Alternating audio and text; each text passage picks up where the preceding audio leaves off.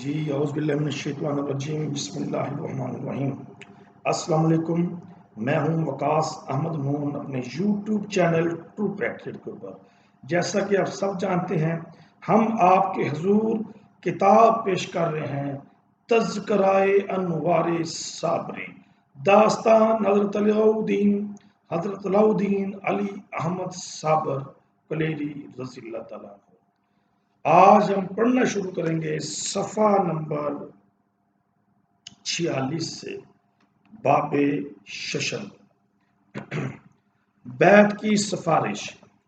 جناب بابا صاحب رضی اللہ تعالیٰ عنہ نے اپنی تصنیف سر العبودیت میں تحریر فرمایا کہ 21 شوال المکرم 603 ہجری المقدس کو میں نے خواب میں دیکھا کہ جد امجد جناب صابر صاحب رضی اللہ تعالیٰ عنہ حضرت شاہ سیف الدین عبد وہاب رضی اللہ تعالیٰ عنہ ارشاد فرماتے ہیں کہ ہم بچے کو آپ کے سپرد کرتے ہیں کہ آپ ان کے استاد بھی ہیں اور سرپرست بھی اور پیر طریقت بھی۔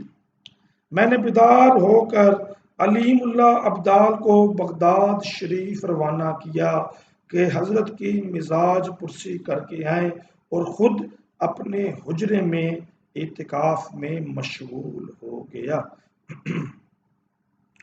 25 شوال المکرم 603 ہجری المقدس کو تہجد کی نماز سے فارغ ہو کر مولانا محمد ابو القاسم گرمامی رحمۃ اللہ علیہ میرے پاس آئے اور فرمانے لگے کہ میں تہجد کے بعد سو گیا تھا۔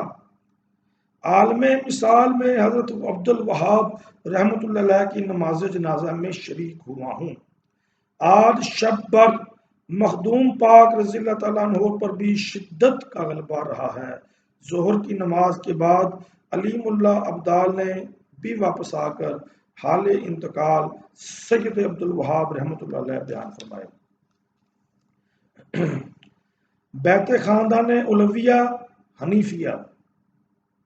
جناب بابا صاحب رحمۃ اللہ علیہ نے 25 شوال المکرم 603 ہجری المقدس کو بعد نماز عصر جناب مخدوم پاک رضی اللہ تعالیٰ عنہ کو بلا کر اپنی ہمشیرہ کی موجودگی میں اپنے دست حق پرست پر بیعت لی اور رموز باطنیہ سے آگاہ فرما کر سینہ بے کینہ کو اسرار معرفت کے خزانے اور نکات طریقت و حقیقت کے گنجینہ سے لبریز کر دیا، اور علویہ و حنفیہ دو خاندانوں کی اجازت سے مشرف و ممتاز فرمایا۔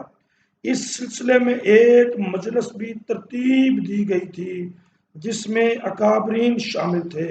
وجیہ الدین بن رکن الدین سیسانی سوداگر کشمش جو مدینے کے خرمے بابا صاحب رحمۃ اللہ علیہ کی نظر کے لیے لائے تھے بھی شامل تھے، جو بابا صاحب نے سب احباب کو تبرکن تقسیم فرمائے، اور حضرت مخدوم پاک رضی اللہ تعالیٰ عنہ نے بھی اپنے حصے کے نوش فرمائے۔ نیز آپ نے اپنی ہمشیرہ کا شکریہ بھی ادا کیا کہ ایسا بیش بہا سعادت مند فرزند آپ نے مجھے عنایت کیا ہے کہ اگر میرے بدن کا رونگٹا خداوند عالم کا شکر کرے تب بھی ادا نہ ہو سکے۔ یہ پروردگار کی بہترین مخلوق ہیں، ان کے مراتب و فضائل پیشن گوئیوں کے ذریعے مجھ تک پہنچائے گئے ہیں۔ والدہ صابر صاحب کی ہرات واپسی۔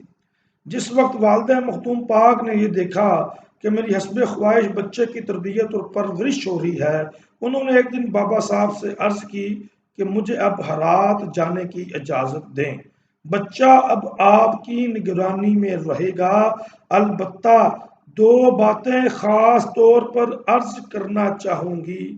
اول یہ کہ میرا بچہ شرمیلا ہے، کسی سے کوئی چیز خود نہیں مانگتا، اس کے کھانے پینے کی نگرانی آپ خود رکھیں گے۔ بابا صاحب رحمۃ اللہ علیہ نے تبسم فرمایا اور اسی وقت مخدوم پاک رضی اللہ تعالیٰ عنہ کو طلب کر کے لنگر خانے کا سارا انتظام ان کے سپرد کر دیا۔ اس کے بعد بابا صاحب رحمۃ اللہ علیہ نے دوسری بات دریافت فرمائی تو آپ کی ہمشیرہ نے عرض کی، میری عرض یہ ہے کہ جب میں واپس آؤں تو اس وقت اپنی بھتیجی بابا صاحب رحمۃ اللہ علیہ کی صاحبزادی سے بیٹے کی شادی کروں گی۔ بابا صاحب نے ہنس کر فرمایا، دونوں بچے آپ کے ہیں، آپ کو اختیار ہے۔ اس کے بعد مخدوم پاک کی والدہ معظمہ پاک پتن شریف سے ہرات روانہ ہو گئیں۔ باب ہفتم لنگر خانہ۔ حضرت بابا صاحب رحمۃ اللہ علیہ کے ہاں ایک لنگر خانہ محرم الحرام 601 ہجری المقدس سے جاری تھا۔ اس میں غربا، یتیما، بیوگان، مساکین، محتاجین، مسافر، مہمان اور خدام بارگاہ کھانا کھایا کرتے تھے۔ حضرت مخدوم پاک کے سپرد یہ خدمت 26 شوال المکرم 603 ہجری المقدس کو ہوئی۔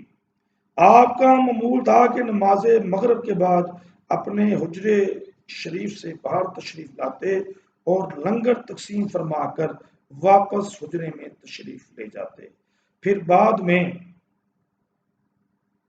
نماز اشراق باہر تشریف لاتے اور لنگر تقسیم فرماتے۔ آپ شبانہ روز شغل نوری میں مشغول رہا کرتے۔ اکثر اصحاب نے اپنی اپنی تصانیف میں اس کا ذکر فرمایا ہے کہ کبھی کسی نے آپ کو خود لنگر کھاتے نہیں دیکھا۔